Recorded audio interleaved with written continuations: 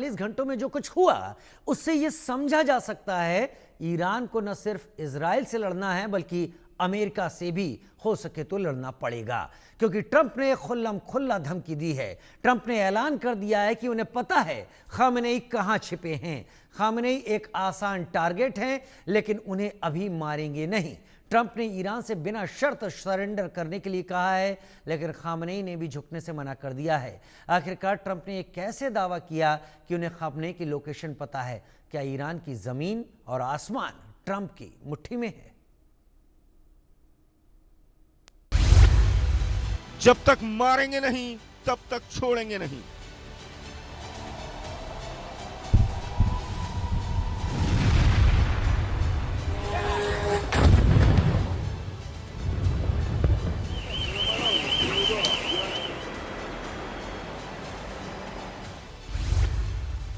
वक्त हमारा, जगह तुम्हारी, खामनेई की आ गई बारी।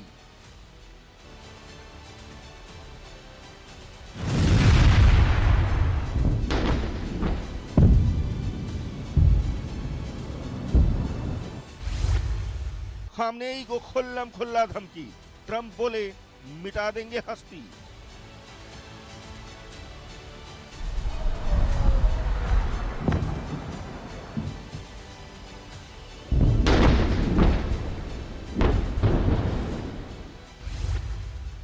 खामनेई से भयंकर इंतकाम। ट्रंप के दिमाग में विनाशक प्लान।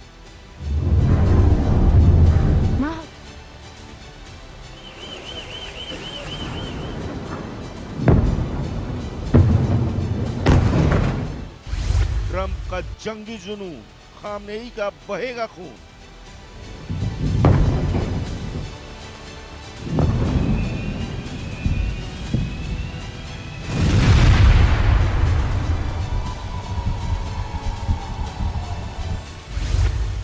खामनेई की लोकेशन ट्रैक, आज रात महा अटैक।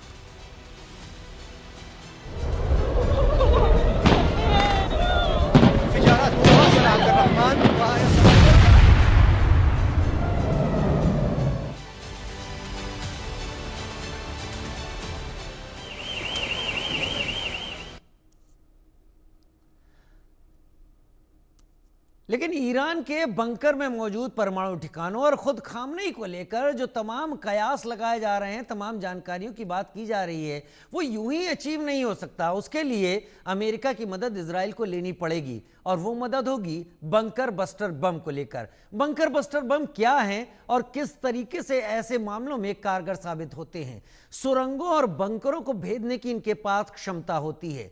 B-2 स्टेल्थ बॉम्बर से इन बंकर बस्टर बम को गिराया जाता है। बंकर बस्टर बम चंद मिनटों में बड़ी से बड़ी सुरंग और बंकर को तबाह कर देता है। अब तक इस बम का युद्ध में इस्तेमाल नहीं हुआ है। गैर परमाणु बमों में सबसे ज्यादा ताकतवर बंकर बस्टर बम ही कहलाए जाते हैं, और यह माना जाता है कि इनका वजन करीब 13,000 किलो तक होता है। दो बड़े खास मेहमान मेरे साथ इस वक्त जुड़ गए हैं और दोनों ही सेना के वरिष्ठ अधिकारी रहे हैं। मेजर जनरल राजन कोचर, बहुत स्वागत है सर आपका हमारे साथ जुड़ने के लिए, और मेजर जनरल ब्रजेश कुमार, आपका भी हमारे साथ जुड़ने के लिए। दरअसल आप मेरे दर्शकों को जो भी बताते हो इन सब चीजों से जुड़ा हुआ, मेरी व्यक्तिगत जानकारियों में भी बहुत इजाफा होता है, लिहाजा मैं व्यक्तिगत रूप से आपको धन्यवाद देता हूं, और मेरे दर्शक भी धन्यवाद जरूर देते होंगे कि चीजों को बेहतर तरीके से समझ पाते हैं।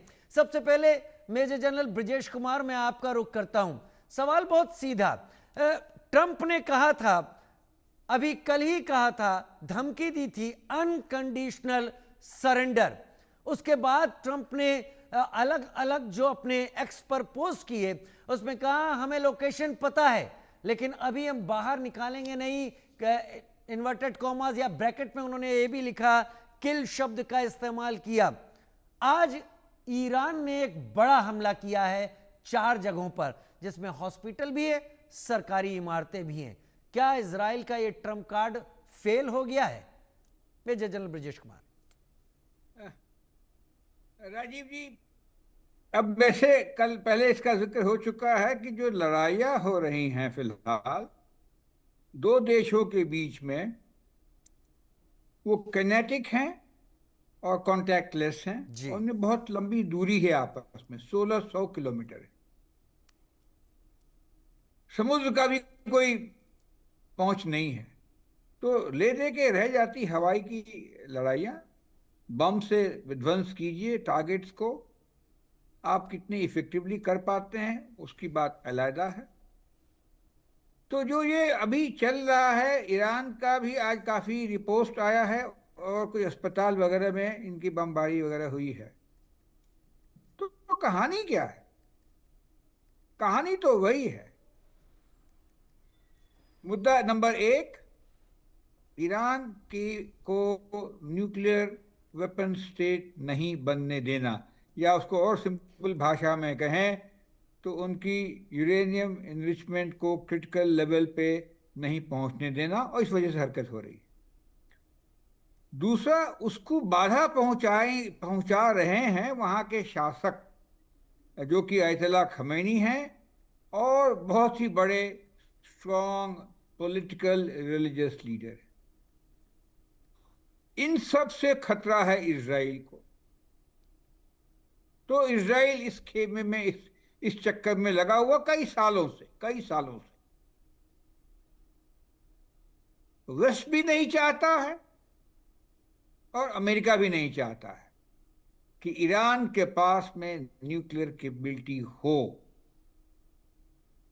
तो ये जो लड़ाई चल रही है फिलहाल, जो तूल पकड़ा है, कहानी तो पुरानी है। अगर हम लोग देखेंगे कि इजराइल ने अपना सर्वेलेंस नेटवर्क बहुत तगड़ा करके रखा हुआ है। अमेरिका की मदद से इजराइल ने इनके जो सेंट्रीफ्यूजेस थे 10 साल पे 12 साल पहले, उसमें करप्शन कर दिया था ताकि वो अपना काम ठीक नहीं कर सके। इनके जो साइंटिस्ट थे न्यूक्लियर को, कई सालों से उनको हत्या करते रहे। और ईरान भी बड़ी चतुराई से, पहले रशिया की मदद, फिर पाकिस्तान की मदद, फिर चीन की मदद, तो ये गेम चलता रहा है। शायद लग रहा है कि ये एक जगह पे, एक पड़ाव पे आ गया है कि शायद इसका खात्मा हो जाए बातचीत के जरिए या विध्वंस के जरिए। होगा तो बातचीत के जरिए, रास्ता जरूर लड़ाई का है जो कि अभी चल रही है। और पिछले 7 दिनों से जो हम देख रहे हैं, वातावरण बहुत गरमाया हुआ है। बहुत ही इंटेंस क्या कहते हैं, एरियल बम्बार्डमेंट हो रखा है। और इजराइल की तरफ से कहें तो चुन चुन के प्रिसाइज और लीथल स्ट्राइक्स हुए हैं 3-4 कैटेगरीज के ऊपर। पहला है उनकी मिलिट्री और ईरानियन गार्ड की लीडरशिप के ऊपर में। दूसरा रहा है उनके वेपन एनरिचमेंट प्लांट्स पे। और तीसरा रहा है उनके AD infrastructure, air defence infrastructure, जो उन्होंने पहले ही डिग्रेड कर दिया था। और साथ साथ कुछ न्यूक्लियर साइंटिस्ट। हमने देखा कि जो लड़ाई है, जो उन्होंने डिस्ट्रक्शन किया है, खास करके नतांज में किया है, फोर्दो में किया है, लेकिन वहां जैसे आप बता रहे थे हेवी बंकर बर्स्टिंग बॉम्ब की आवश्यकता है, वो इनके पास में नहीं है। वो तो अमेरिका की मदद ही लेनी पड़ेगी वो तोड़ने के वास्ते। इसके अलावा आज इस्फहान में भी किया है। तो सुनने में आया कि रशिया के जो प्रधान हैं पुतिन साहब ने एक स्टेटमेंट दी है कि भाई हमारे लोग वहां फंसे हैं, आप मत कीजिए। हालांकि ये भी बचकाना हरकत है, क्योंकि न्यूक्लियर वेपन या न्यूक्लियर रिएक्टर्स की जानकारी आम तौर पे खुली तरह से या बंद तरह से सब देशों के पास होती है। उसके अलावा आज हमला किया गया है, अरक शायद है जगह का नाम है, जहां पे उनके हैवी वाटर प्लांट हैं। तो ये जो उनकी चीजें जो चल रही हैं उसी दिशा में चल रही हैं। जी। और रिएक्शन भी तगड़ा हुआ है। रिएक्शन भी तगड़ा हुआ है, वो भी हमने देखा है। मैं मेजर जनरल राजन कोचर को भी इस बातचीत में ले आना चाहता हूं। Major general Rajan Kochhar, Trump ने जो स्टेटमेंट दिया था, मैं ये मानता हूं कि उसमें उनको बोलने की जरूरत नहीं, उनका पोस्ट अपने आप यूएस के स्टैंड को सामने रखता है, अनकंडीशनल सरेंडर। मैं इसको अपने दर्शकों के लिए आपके जरिए समझना चाहूंगा, क्या ईरान ने आज के रिटेलिएशन से यह साबित कर दिया है कि अमेरिका और इजराइल का कोई भी रुख या अनकंडीशनल सरेंडर उसके लिए कोई मायने नहीं रखता, क्योंकि अस्पताल निशाने बनाए गए हैं, सरकारी इमारतें निशाने बनाई गई हैं, 30 के करीब उन्होंने अपनी मिसाइल्स फायर किए हैं, जिसमें जो नंबर आ रहा है शायद 9-10 की नफरी ऐसी है जिन्होंने टारगेट हिट किए हैं। Major general Kochar. धन्यवाद राजीव जी, बहुत आप इस डिस्कशन को बहुत इंटरेस्टिंग मोड पे लेके आ गए हैं। मेरा पर्सपेक्टिव कुछ अलग है और मैं वो आपके व्यूअर्स को उसके एक्चुअली सामने मैं पेश करना चाहूँ। जी। न्यूक्लियर की तो बात है ही नहीं, और मैं इसको क्यों एक्चुअली कहता हूं, क्योंकि तुलसी गैबार्ड की स्टेटमेंट आप देख लीजिए, उसके आप आईएई की स्टेटमेंट देख लीजिए जो आज ही आई है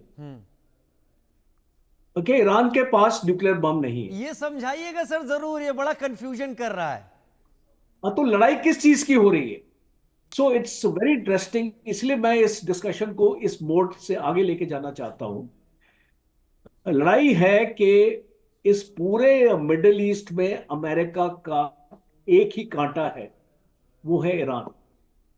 और वो एक्ट ऑफ रेजिस्टेंस जिस तरीके से चलाता है, आपको याद होगा इराक में अमेरिका के मिलिट्री बेसिस के ऊपर अटैक होता रहता है, और वो जो शियाई मिलिशिया है वहां पे, और फंडिंग जो ईरान करता है। अब ईरान अपने बजट के $800 मिलियन हर एक साल खर्च करता है हिजबुल्लाह और हमास और हाउती और जो एक्सेस ऑफ उनका रेजिस्टेंस है उनके लिए।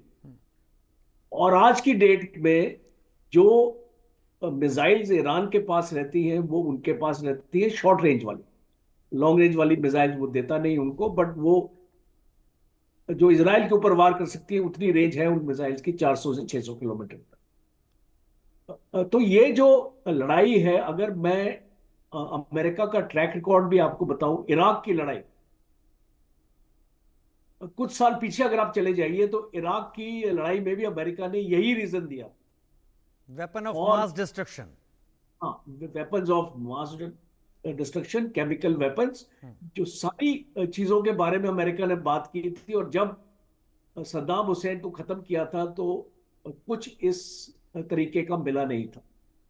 और ये सेम कहानी यहां पे है। ये पूरी कहानी है एक रिजाइम चेंज की, एक जिस तरीके से अमेरिका ईरान से एक अपनी फॉरेन पॉलिसी को उसको ऑर्केस्ट्रेट करना चाहता है, उस तरीके से वो एक्चुअली करना चाहता है। इसीलिए खुमैनी को वाइप आउट करने की भी एक आपने सुना होगा, ट्रंप की तरफ से भी आया था, और अब इजराइल की तरफ से भी ये स्टेटमेंट आ रही है कि हम उसको खत्म करना चाहते हैं। दूसरी चीज है कि रिजाइम चेंज इतना आसान काम नहीं, क्योंकि अगर आप ईरान को स्टडी करें, अंदर से स्टडी करें, और जो आप इसको देखें तो ईरान ने भी अपनी जो हुकूमत को इस तरीके से बनाया है कि आज ईरान में कोई ऑल्टरनेटिव नहीं है। खुमैनी का कोई भी आज दावेदार नहीं है जो खुमैनी की जगह ले सके, सेकंड इन लाइन है ही नहीं। हाँ, यू अदर देन जो खुमैनी नियुक्त करेंगे जिसको। तो मुझे ये लगता है कि अब ये जो लड़ाई है ये एक पॉइंट ऑफ नो रिटर्न पे चली गई है। इसका मतलब कि अभी पीछे नहीं आ सकते, ईरान अपना सरेंडर करने के लिए तैयार नहीं है, और इजराइल के पास वो कैपेबिलिटी नहीं है कि वो इसको दावे तो इसको कर रहा है कि उसने न्यूक्लियर इंस्टॉलेशंस पे वार किया है, पर अभी तक कोई भी रेडिएशन लेवल नहीं हमको दिखाई दे रहा वहां पे। क्योंकि IAEA ने भी ये साफ कर दिया है कि ऐसा कुछ भी स्पिलेज कहीं हुआ नहीं है। लेकिन मैं आपकी बात को ही लेकर आगे जा रहा हूं, जो आप रजीम चेंज की बात कर रहे हैं, जिस पर अब ईरान और अमेरिका चुप धीरे धीरे ही सही अब बात को सामने रखने लगे हैं। सवाल यही है कि क्या ईरान अब उस दहलीज पर खड़ा है जहां से उसकी तबाही तय है? क्या खुमैनी जो रास्ता चुन रहे हैं वो उनके लिए आत्मघाती हो रहा है? और क्या यहां पर असल खेल अमेरिका खेल रहा है? एक रिपोर्ट दिखाते हैं सर, उसके बाद वापस लौटता हूं।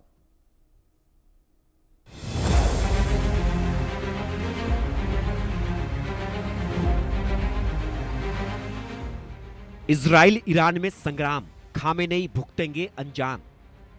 परमाणु स्थलों पर हमला, ईरान को तगड़ा झटका। मिडिल ईस्ट में तनाव, ईरान पर परमाणु समझौते का दबाव। अमेरिका की ईरान को चेतावनी, छेड़ा तो मचाएंगे तबाही। ईरान ने दिखाई आंख, ट्रंप कर देंगे खाक।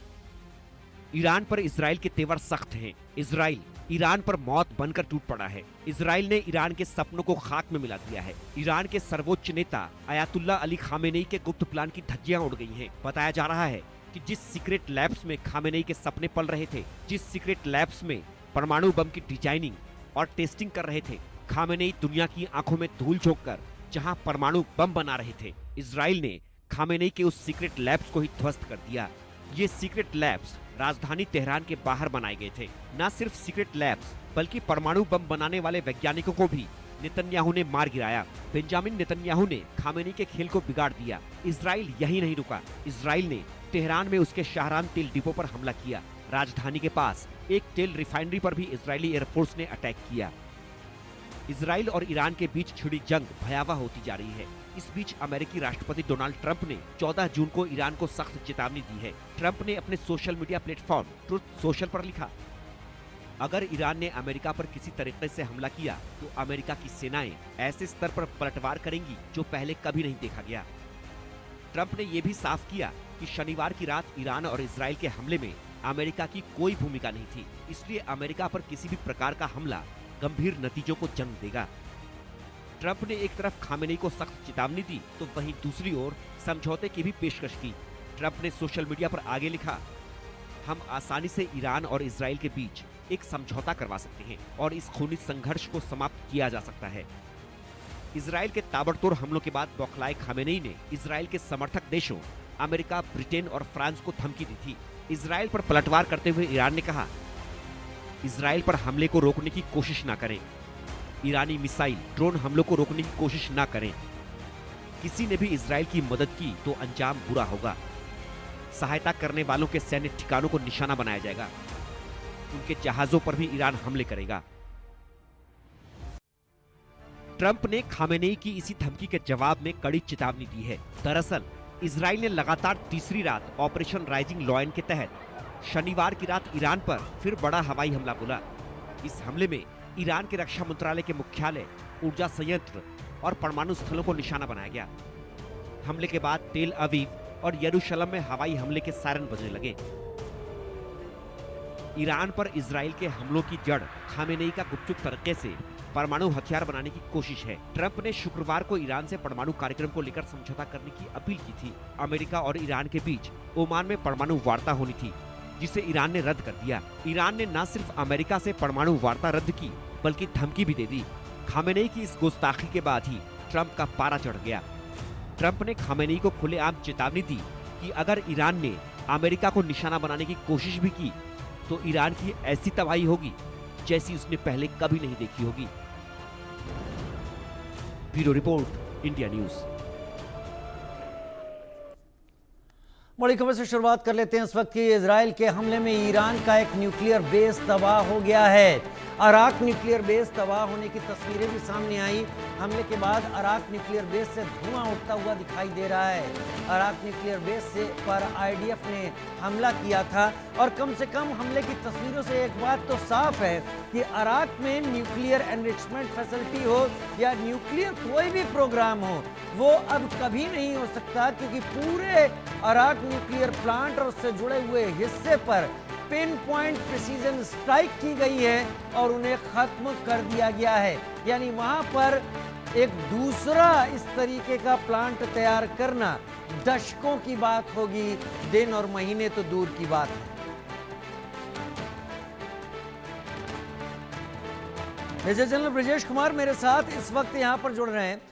ब्रजेश कुमार सर, हम सभी बात कर रहे हैं कि इजराइल और अमेरिका इस हमले के पीछे हैं या इस कॉन्फ्लिक्ट के पीछे हैं। अभी मैं इसको कॉन्फ्लिक्ट कहूंगा, हालांकि दोनों देश इसे जंग की बात मान चुके हैं, लेकिन क्या इस सब में ईरान के आसपास वो इस्लामिक कंट्री, वो मुस्लिम देश जिनका ईरान अब तक बात धर्म के आधार पर कर रहा था कि सबको एक साथ आ जाना चाहिए, वो भी आपको अमेरिका इजराइल के साथ खड़े हुए नहीं दिखते हैं। अमेरिका ने 27 या 28 टैंकर एयरक्राफ्ट मंगाए हैं। आखिर ये टैंकर एयरक्राफ्ट कहां पर रिफ्यूलिंग करेंगे? वो एयर स्पेस तो जॉर्डन, सीरिया या फिर सऊदी का ही होगा।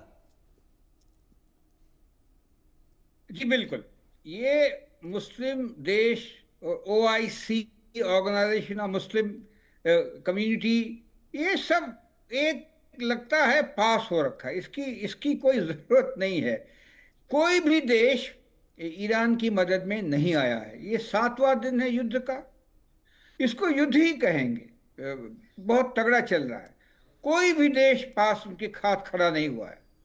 पहली बार आज शायद कुछ ओपिनियंस आए हैं या रशिया और चीन का कोई वक्तव्य आया कहते हुए हम आपके साथ हैं।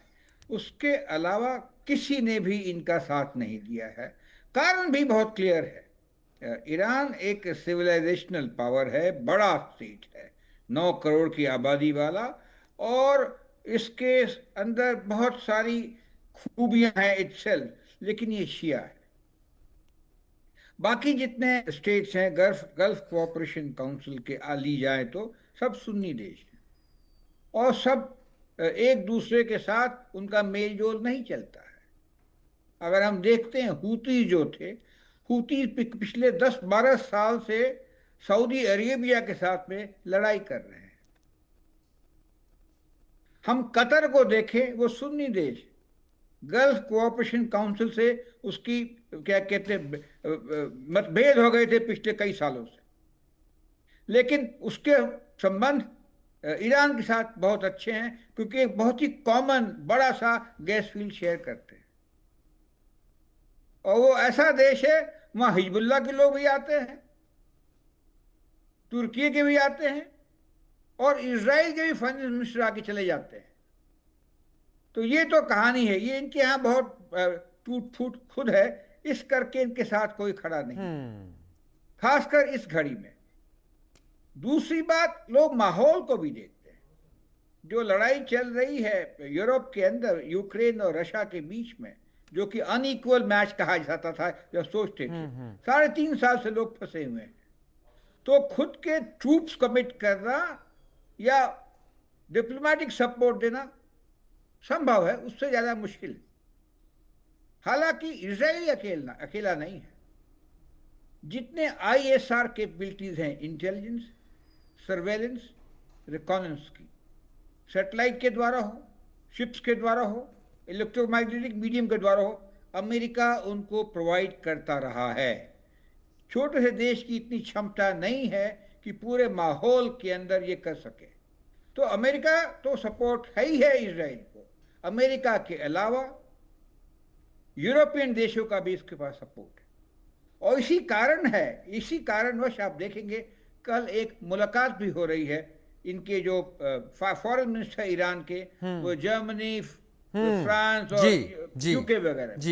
तो ये लड़ाई तो ये साथ चल रही है, लेकिन पीछे बहुत सारी चीजें हैं, संघर्ष हैं, और ये हम समझते हैं, ठीक, इजराइल कहता है ये आर या पार की लड़ाई है उसके लिए। मैं मेजर जनरल राजन कोचर को भी यहां पर जोड़ लेता हूं। Major general Rajan Kochhar, escalation ladder जो आप लोगों से मैंने चीजें समझी हैं इसमें लेकर, मैं देखता हूं कि एयर सुप्रीमेसी कायम करने के बाद और आगे क्या हो सकता था। इजराइल ने तो यह कह दिया कि अब खामनेई के खात्मे से कम पर हम मानेंगे नहीं, उनके डिफेंस मिनिस्टर ऐसे कह रहे हैं। इस एस्केलेशन लेडर को आप किस तरीके से देखते हैं? ऑल आउट वॉर, तबाही किसी एक का खत्म होना सामने आ रहा है आपको नजर, या फिर आपको लगता है कि अभी भी जो रूस कह रहा है कूल डाउन होने का वक्त बचा है?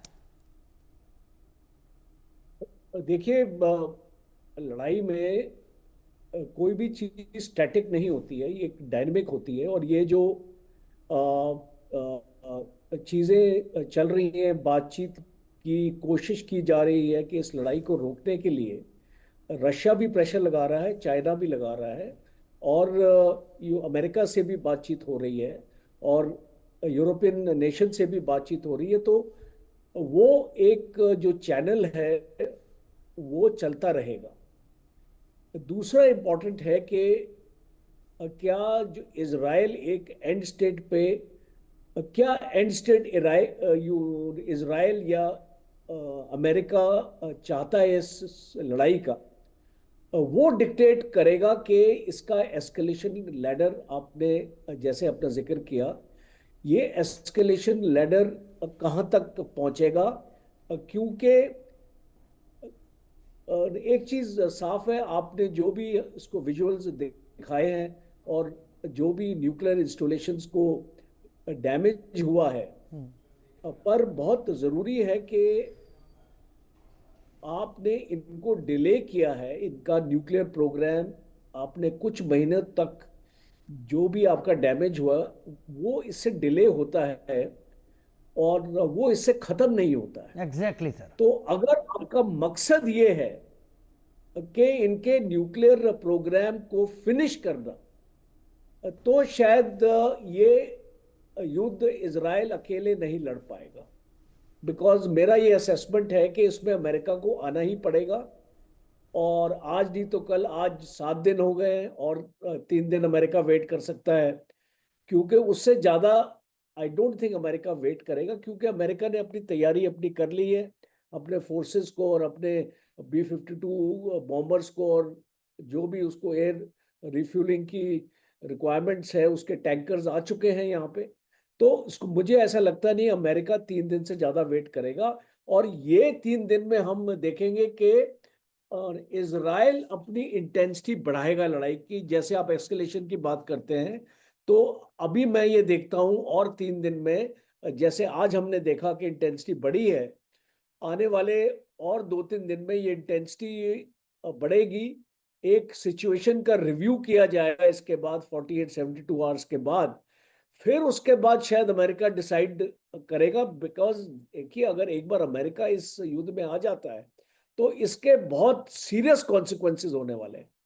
और खास तौर पे जितने अमेरिका के, अमेरिका ऑन ग्राउंड उतरेगा, हिस्सा बनेगा इस जंग का। अब तक तो अमेरिका बचता रहता है। बिल्कुल।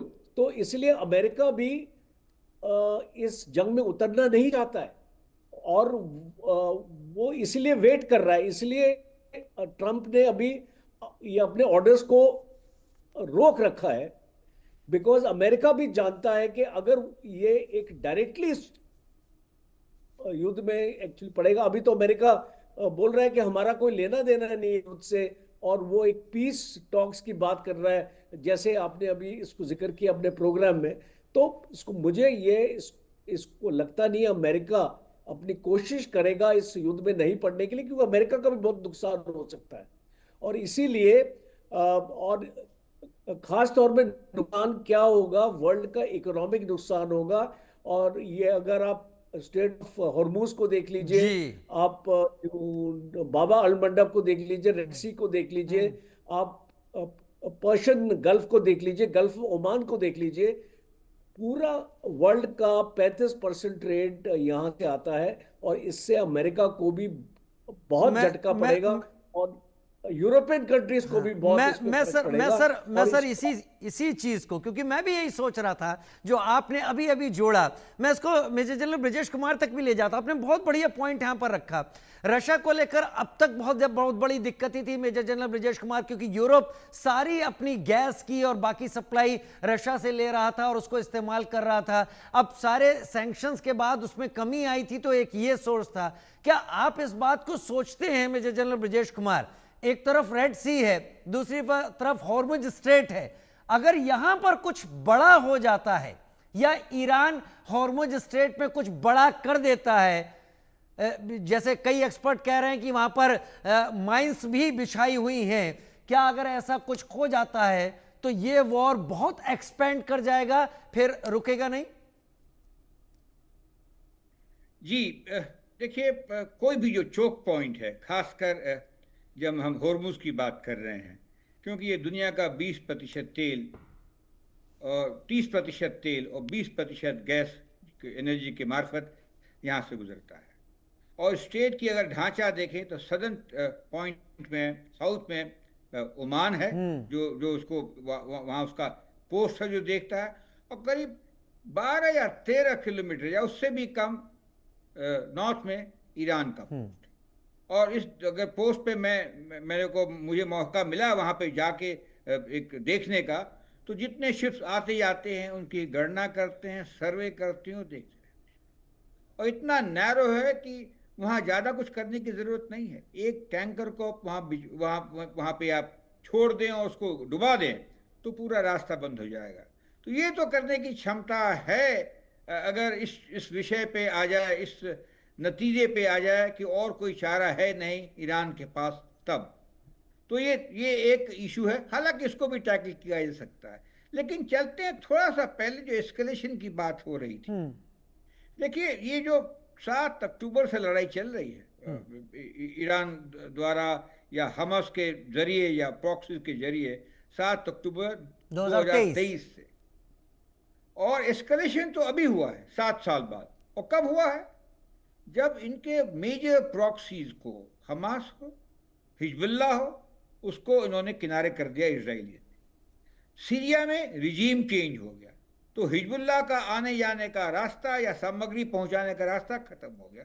तो सिर्फ हूती बचे थे, वो भी करीब 1700-1800 किलोमीटर दूर है। तो इस माहौल में एस्केलेशन किया गया है। एंड एस्केलेशन, मेरा मानना है, इज विद अ पर्पस। और मैं उसको इसी को बात पे ज़्यादा विश्वास करता हूँ कि ये एटॉमिक एनर्जी या न्यूक्लियर प्लांट से संबंधित है। और अगर न्यूक्लियर प्लांट से चीज़ें बात नहीं बनती है तो रिजीम चेंज की बात हो सकती है। हाँ, उनके आयत खमैनी साहब को मारने की चीज़ वो शायद गलती ना करे, क्योंकि ईरान के अंदर अब देखेंगे तो अलग तरह सा वो एक कैनवस है। एक दफ़ा हार्ड लाइन सरकार जीतती है तो दूसरी दफ़ा थोड़ी सॉफ्टर आती है। आज जो पदकशियाँ, जो प्रेसिडेंट बने हैं पिछले साल या इस साल के शुरू में, वो थोड़े मॉडरेट किस्म के व्यक्ति हैं। और खमैनी का जो होल्ड है बहुत ही हार्डलाइनर का है और स्ट्रांग रहा है। लेकिन उसमें भी होशियारी है उनके बीच में कि मॉडरेट लोगों की आवाज़ को बिल्कुल कुचलते नहीं हैं। इस वजह से ये हो रहा है। तीसरी बात यह है कि वहाँ अर्बन रूरल डिवाइड है। अर्बन एरिया के ईरान में जो लोग हैं वो थोड़े मॉडरेट हैं, और जैसे आप देखते हैं वुमेन भी पार्टेक करना चाहती हैं डेवलपमेंट वगैरह में, लेकिन रूरल इलाके में बिल्कुल वो कट्टर हैं और खमैनी साहब के वो भक्त हैं। इस तरह के कैनवस में इंटरनल टर्मोइल नहीं चाहता है कोई भी देश इनको ख़त्म करके। और चूंकि सिविलाइजेशन पावर है, ये डर भी लगा रहता है, इनको अगर निकाल दिया जाए या गिरा दिया जाए या मार दिया जाए तो सारे लोग इकट्ठे हो जाएंगे इनके फेवर में, तो जो रही सही जो कहानी थी वो वेस्ट हो जाएगी। इस करके बहुत फूंक फूंक के कदम लेना चाह रहे हैं, और ये चाहते हैं डरा के, धमका के, विध्वंस करके, की लोगों को मार के अगर हम वही चीज़ हासिल कर लें और ये इनको मजबूर करें खमैनी को पद छोड़ने के लिए। हालांकि उनकी उम्र भी काफ़ी अच्छी है, 86 साल के हैं। होगा नहीं होगा ये तो कहना थोड़ा मुश्किल है इस समय में। लेकिन ये एक बात सही है कि धीरे धीरे प्रेशर जो है ईरान के ऊपर में डाला जा रहा है कि आप कुछ करो ओपनली इसके बारे में, न्यूक्लियर वेपन्स के बारे में। और मेरा ये मानना लग रहा है, जैसे हमने एग्जाम्पल दिया था कि इनके फॉरेन मिनिस्टर जो हैं अब बातचीत करने बाहर निकले हैं, तो लग रहा है कि इनके ऊपर में प्रेशर है। प्रेशर अपने गवर्नेंस का भी है, प्रेशर उसका भी है। अगर कोई मिलिट्री के 20 सीनियर ऑफिसर आप मार देते हैं, उसकी फाइटिंग कैपेबिलिटी में बहुत डाउट हो जाता है। कमांडर्स बदलना एक नलके का ऑन ऑफ नहीं है, या स्विच का ऑन ऑफ करना नहीं होता है। समय लगता है, ह्यूमन बींग्स है, पर्सनैलिटीज हैं, अडेप्ट करने में, सीखने में, सोचने में, अपने कमांड को हासिल करने के लिए। तो हमने देखा कि करीब करीब जो लीडरशिप रही है जी आर्म फोर्सेस की, ईरानियन गार्ड की और न्यूक्लियर साइंटिस्ट, अगर आप खत्म कर देते हैं, पूरा नहीं तो 80%, 70%, 90%, तो उसकी मिलिट्री मशीन की या एटॉमिक एनर्जी की जो उसके ऊपर गर्व है, उसकी क्षमता छीन भिन्न वाकई हो सर, जाती है। क्षमता पूरी तरीके से छीन ली गई है। लेकिन सवाल यह भी है कि क्या इजराइल और अमेरिका मिलकर ईरान को कब्रिस्तान में तब्दील कर देंगे? यह भी एक बड़ी बात है कि क्या इजराइल और अमेरिका मिलकर ईरान को कब्रिस्तान में तब्दील कर देंगे? क्या ईरान ने ट्रंप की बात नहीं मानकर आग से खेलने की कोशिश की है? एक रिपोर्ट दिखाते हैं, फिर मेजर जनरल राजन कोचर आपके पास सवाल के साथ आता हूं।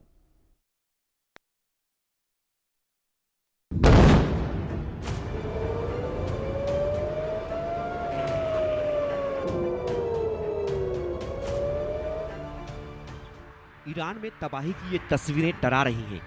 बारूदी बरसात की ये तस्वीरें पूरी दुनिया को परेशान कर रही हैं। महाविनाश की ये तस्वीरें कई सवाल खड़े कर रही हैं। सवाल है कि क्या ईरान तबाह होने वाला है? क्या बर्बादी का नया चैप्टर खुलने वाला है? क्या खामेनेई का चैप्टर क्लोज होने वाला है? क्या ईरान में महाविध्वंस होने वाला है? ये सवाल तब सुलग रहे हैं जब नेतन्याहू की क्रोध की आग में ईरान जल रहा है। ईरान के हर बड़े शहर में बारूदी गंध घुल रहा है। सबसे ताजा हमला ईरान के तेहरान और बुशहर में हुआ, जहां इजराइल की भीषण बमबारी में तेहरान का ऑयल डिपो तबाह हो गया।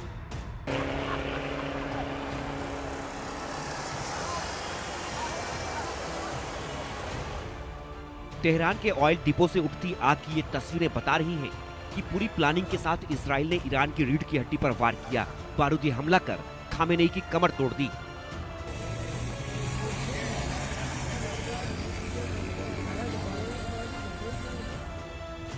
तेहरान के शाहरान ऑयल डिपो को आग के गोले में बदल दिया।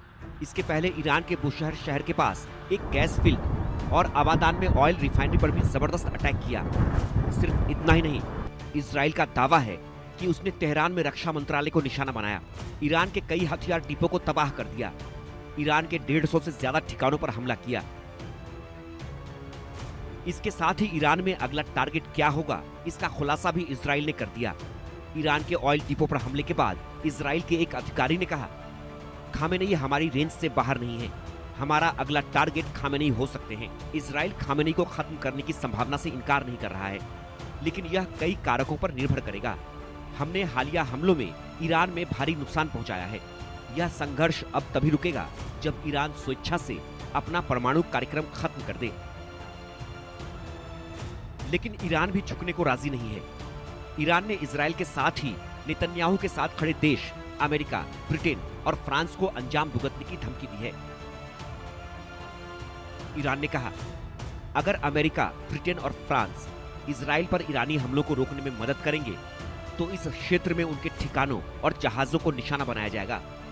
हमला हुआ तो ईरान हर कदम उठाएगा, मिडिल ईस्ट में उनके सैन्य ठिकानों पर हमला करेगा। ईरान की इस धमकी के बाद अमेरिका का जवाब भी फौरन आया। अमेरिकी राष्ट्रपति ट्रंप ने खामेनेई को आखिरी अल्टीमेटम दे दिया। डोनाल्ड ट्रंप ने कहा, अगर वे अमेरिका को चेतावनी देंगे तो उन्हें हमारे सैनिकों का सामना करना पड़ेगा। अगर इजराइल के ईरान पर हमलों के जवाब में अमेरिकी हितों पर कोई हमला होता है तो इसके गंभीर परिणाम होंगे। अब सवाल है कि ट्रंप की इस धमकी के बाद खामेनेई क्या करेंगे? क्या खामेनेई अमेरिका से दुश्मनी मोल लेंगे? क्या खामेनेई रूस, चीन और नॉर्थ कोरिया की मदद लेंगे? क्या इजराइल की मदद कर रहे अमेरिका पर हमला करेंगे? और अगर हाँ, तो क्या इस जंग में अब अमेरिका भी कूदेगा? क्या अब परमाणु युद्ध होगा? क्या थर्ड वर्ल्ड वॉर का अलार्म बजेगा? Bureau report, India news. Major general Rajan Kochar, major general retired Vijesh Kumar, दोनों मेरे साथ इस वक्त जुड़े हुए हैं और उनके कमेंट के जरिए हम भी समझने की कोशिश कर रहे हैं कि हो क्या रहा है। लेकिन major general Rajan Kochhar, Khamenei की बात हम कर रहे थे, मैं एक लाइन में आपसे पूछना चाहता हूं, खामेनेई को खत्म करने के लिए अब इजराइल की तरफ से एक सुर की आवाज आने लगी है। वो ये भी कह रहे हैं कि वो लोकेशन उनकी रेंज में है, वो कभी भी कर सकते हैं। क्या खामेनेई को खत्म करने से ये वॉर खत्म हो सकता है? और दूसरा, क्या रिजीम चेंज इतना आसान है?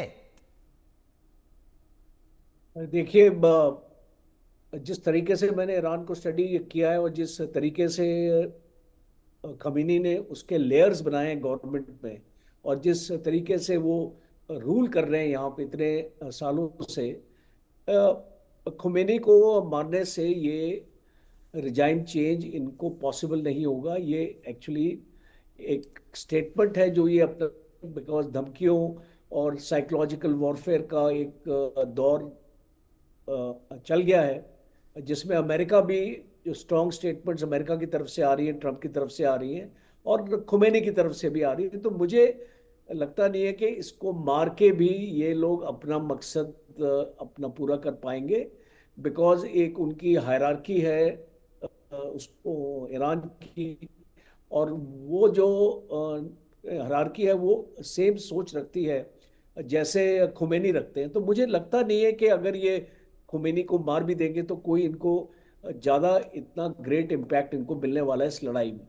और दूसरा ये है कि देखिए, आज ईरान की हालत बहुत ख़राब है और हमको समझना चाहिए।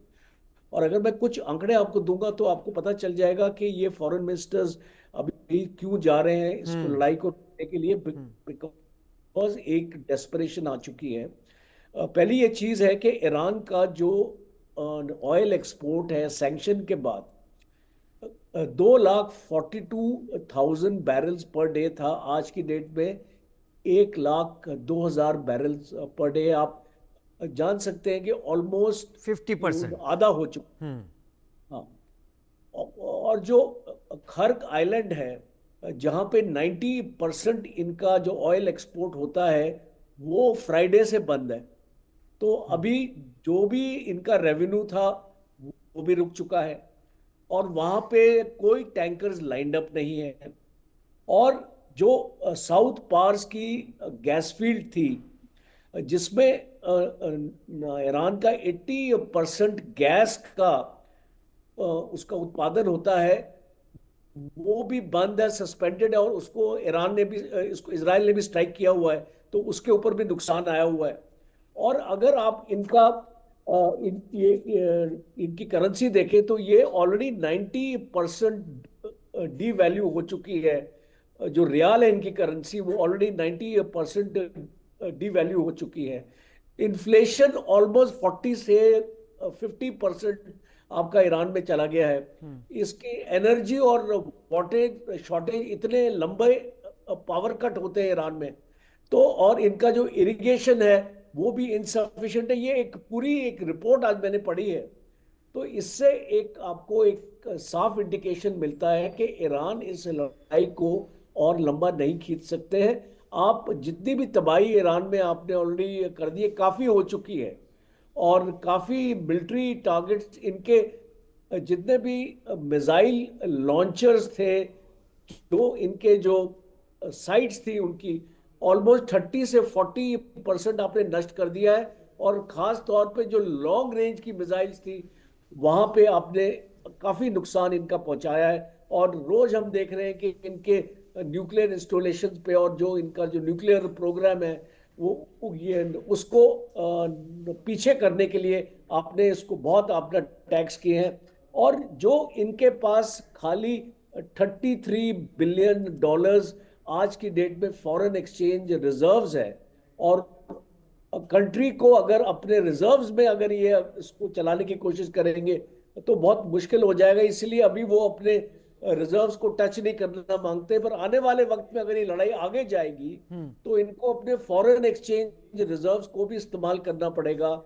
और कोई दूसरा देश इनकी आर्थिक मदद के लिए सामने नहीं आ रहे। देखिए, बोलना सही है, चाइना बोलता है, रशिया बोलता है, इस्लामिक कंट्रीज बोलती हैं, कौन इनकी जो आर्थिक मदद करने के लिए सामने आ रहे? किसने अनाउंस किया है कि हम ईरान को इतने हथियार हम इसको भेज रहे हैं?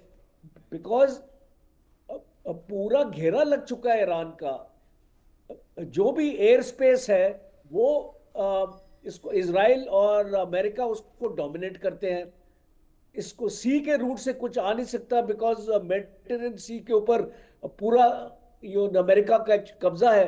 तो इनके पास रीइंफोर्समेंट्स कहां से आएंगी, इसको रिप्लेनिश इसको कहां से होगा? जैसे जैसे इनके मिसाइल्स खत्म होते जा रहे हैं, अगर सुनने में आया कि 400 से 500 मिसाइल्स ऑलरेडी खर्च हो चुके हैं, तो इनके पास कितने और मिसाइल्स होंगे? कितने दिन तक ये लड़ाई को और आगे खींच पाएंगे? तो ये सारी आपको लॉजिस्टिक्स का जो ये जो मामला है, देखिए लोग ऑपरेशंस की बात करते हैं, लॉजिस्टिक्स के बारे में कोई भी जिक्र नहीं कोई करना जिक्र नहीं। चाहता। हाँ, बिकॉज मैं लॉजिस्टिक्स का हूं, तो इसलिए मैं इस चीज को सामने रखता हूं। मैं बहुत अच्छी तरीके से समझ रहा हूं। बोलने के लिए भी या कुछ कहने के लिए भी आपके पास कुछ तो होना चाहिए। अगर मैं बोलना चाहता हूं तो मेरे पास मैटर होना चाहिए। अगर वो नहीं है मेरे पास तो मैं कुछ भी नहीं बोल सकता। और जंग लड़नी है तो केवल जज्बा नहीं, उसके साथ हथियारों का भी होना जरूरी है। और अगर वो तबाह हो गए हैं तो ईरान की तस्वीर हम सबके सामने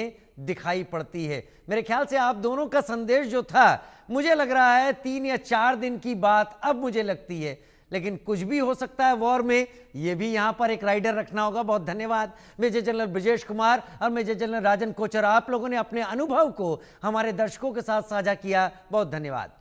उधर क्या ईरान इस जंग में अकेला पड़ गया है? इजराइल के साथ तो अमेरिका खुलकर आ गया। वो दिन दूर नहीं जब अमेरिका की सेना भी ईरान के खिलाफ हमला कर दे। सवाल यह है कि ईरान के समर्थन में कौन जंग के मैदान में कूदेगा। रिपोर्ट देखिए।